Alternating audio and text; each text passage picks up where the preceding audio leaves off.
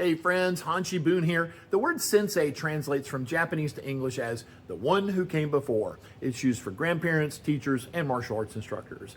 Young people tend to have this idea that they know enough to go ahead and make their own decisions, and we work very hard to empower them by allowing them to do so when it's safe. But how many bad decisions could be prevented if they had only listened to Sensei?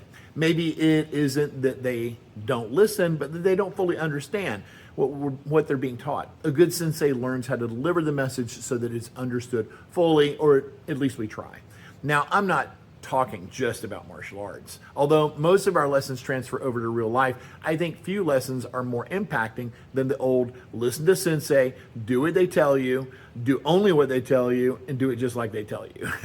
I think about some of my own misadventures as a young man doing crazy stuff, like windsurfing along the Florida coast, out of sight of land for hours at a time, sleeping on the beaches at night under my sail, doing this for days at a time. It was so dangerous, but I didn't have an adult who knew I was doing it to tell me not to do it. I got lucky. There were no breakdowns, no dehydration, although I did run out of food pretty quickly, and no bad encounters with some cuckoo Florida man, and only one encounter with a shark that was moderately dangerous. Now, some senseis in life and in the training hall are unqualified. I know one guy, he got his black belt from another school in 2 years, which means he's not really a black belt. Then he told me proudly he was teaching a women's self-defense class. I asked him if he was qualified to teach. He says, well, I have a black belt.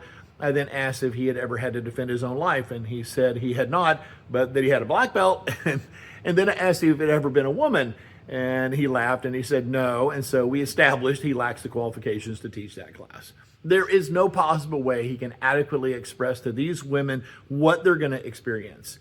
If they are unprepared for the psychological shock, then no physical self-defense skills are going to work. How do I know? Well, I've never been a woman, but I have had hundreds of self-defense situations while working in a psychiatric hospital and have helped tons of female nurses to deal with the experience too.